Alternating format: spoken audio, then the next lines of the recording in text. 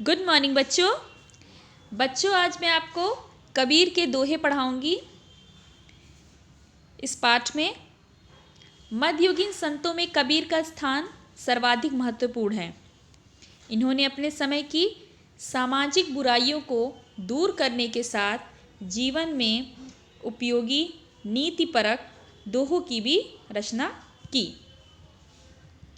तो आइए कबीर के कुछ दोहे हम इस पाठ में पढ़ेंगे।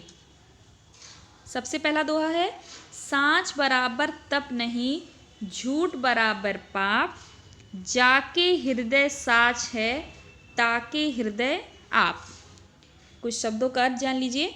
सांच का अर्थ होता है सत्य या सच, तप का अर्थ होता है तपस्या, और हृदय का अर्थ होता है हृदय।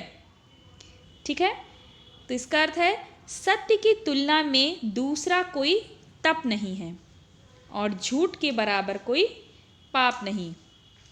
जिसके हृदय में सत्य रम जाता है या जो सत्य बोलता है वहाँ हरि का वास होता है। हरि यानी भगवान, जो सत्य हमेशा बोलता है उसके हृदय में भगवान बसते हैं। दूसरा दोहा देखिए, ऐसी वाणी बोलिए मन का आपा खोए, औरन को शीतल करे आपहु शीतल होए।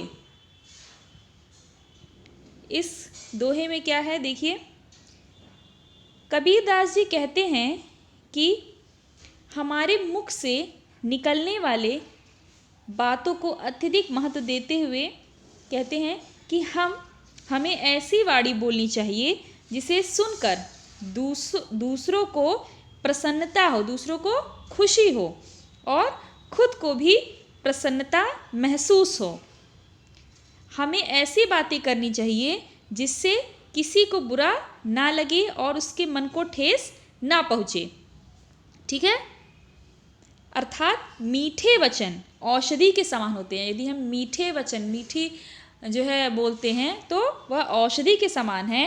तलवार से लगे चोट देर सवेर भर जाता है, किंतु कटु वचन बोलने से, अगर कहीं तलवार से चोट लग जाती है तो वो कुछ दिन बाद वो घाव भर जाता है, लेकिन कटु वचन बोलने से यह घाव कभी नहीं भरता।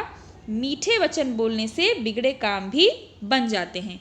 तो कबीरदास जी बोलते हैं कि ऐसी वाणी बोलिए मन का आपा खोए, औरन को शीतल करे आपहु शीतल होए। ठीक है, दूसरा दोहा देखिए, बड़ा हुआ तो क्या हुआ, जैसे पेड़ खजूर पंथी को छाया नहीं, फल लागे अति दूर।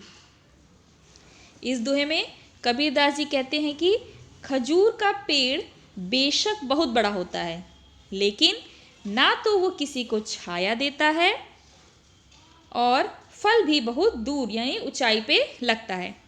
ठीक है, इसी तरह अगर आप किसी का भला नहीं कर पा रहे हैं तो ऐसे बड़े होने से कोई फ़ायदा नहीं है। ठीक है, बड़ा हुआ तो क्या भया, जैसे पेड़ खजूर, अगर पेड़ के खजूर की तरह बड़ा होना है तो ऐसे बड़ा होने का कोई फ़ायदा नहीं है। पंथी को छाया नहीं, पंथी मतलब जो रास्ते में चल रहे हैं लोग, उसको छाया नहीं दे पा रहा है खजूर का पेड़, और फल लागे अति दूर, और उसका फल भी बहुत दूर लग रहा है। तो ऐसा बड़े होने से कोई फ़ायदा नहीं है। ठीक है, इसके बाद देखिए दूसरा दोहा, करता था सो क्यों किया, अब करी क्यों पछताए, बोया पेड़ बबूल का तो आम कहाँ से खाए। ठीक है, करता था सो क्यों किया, कबीरदास जी कहते हैं जब तुम कर रहे थे तब तुमने वो क्यों किया, अब करी क्यों पछताए, अब करने के बाद क्यों पछता रहे हो। जब बबूल का पेड़ बोया गया है तो उसमें आम कहाँ से, वहाँ से जो है आम कैसे कोई खा सकता है।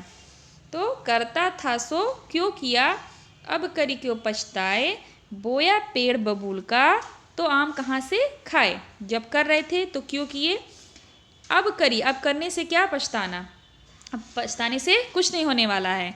जब बबूल का जो है पेड़ बोया है तो आम कहाँ से खाने को मिलेगा। जब तू बुरे कार्यों को करता था, संत के समझाने पर नहीं समझा, तो अब क्यों पछता रहा है। जब तूने कांटों वाले बबूल का पेड़ बोया है तो बबूल ही उत्पन्न होंगे ना, उसमें से आम कहाँ से खाएगा। अर्थात जो प्राणी जैसा करता है कर्म के अनुसार उसे फल मिलता है। कबीरदास जी ये बता रहे हैं। जहाँ दया तहाँ धर्म है, जहाँ लोभ तहाँ पाप,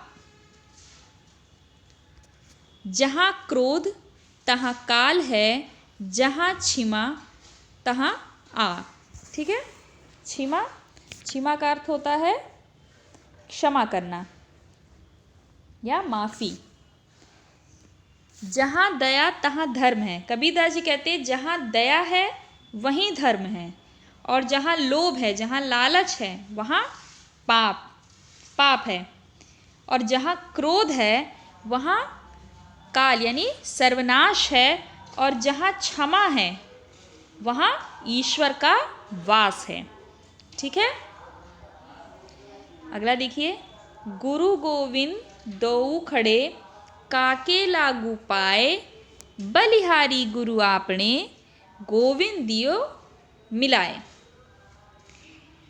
इस दोहे में कबीरदास जी कहते हैं कि अगर हमारे सामने गुरु और भगवान दोनों एक साथ खड़े हों, तो आप किसके चरण स्पर्श करेंगे, किसके पैर छुएंगे। गुरु ने अपने ज्ञान से ही हमें भगवान से मिलने का रास्ता बताया है। भगवान से मिलने का रास्ता कौन बताता है, गुरु। कैसे, ज्ञान से। अपने ज्ञान से, गुरु ने अपने ज्ञान से ही हमें भगवान से मिलने का रास्ता बताया है। इसलिए गुरु की महिमा भगवान से भी ऊपर है, और हमें गुरु के चरण स्पर्श करने चाहिए। ठीक है, गुरु गोविंद दोऊ खड़े, काके लागू पाए, काके में मतलब किसके, बलिहारी गुरु आपने, गोविंद दियो मिलाए। दुख में सुमिरन सब करे, सुख में करे न कोई, जो दुख में सुमिरन करे, जो सुख में सुमिरन करे, दुख काहे को होई। एक बार फिर से पढ़िए।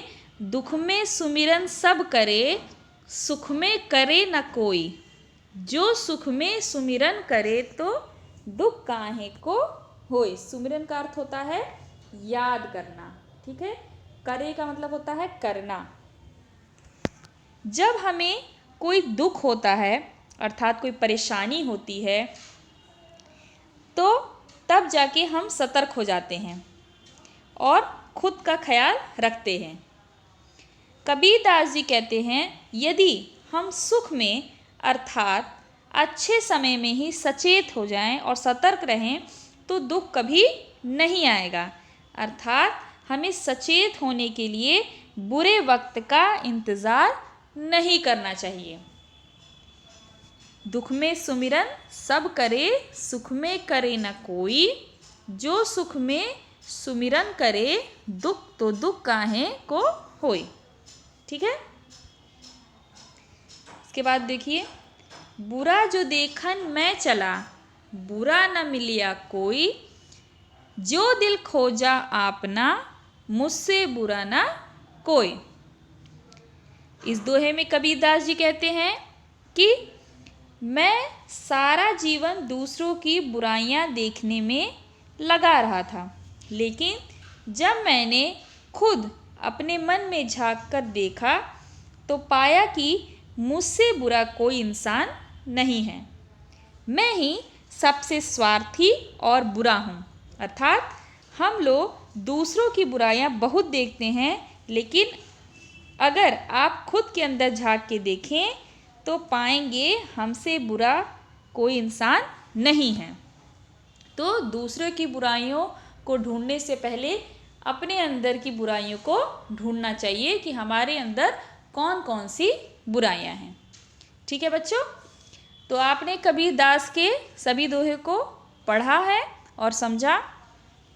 आपको इन दोहों को याद भी करना है। ठीक है बच्चों, धन्यवाद।